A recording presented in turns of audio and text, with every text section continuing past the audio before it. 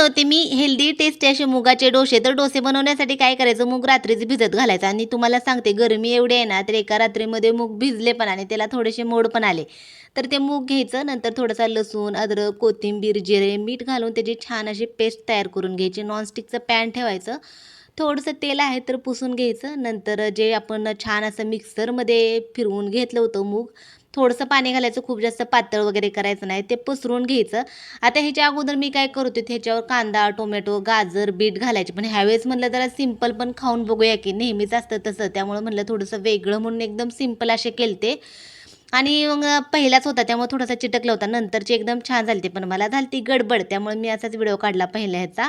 नंतर मग हा डोसा ना खरं सांगायचं झालं तर ओल्या नारळाबरोबर खूप छान लागतो. पण आता नारळ काय नव्हता त्यामुळे आमच्या घरात चटणी असतात. तर त्या चटणीसोबत खाल्ला होता.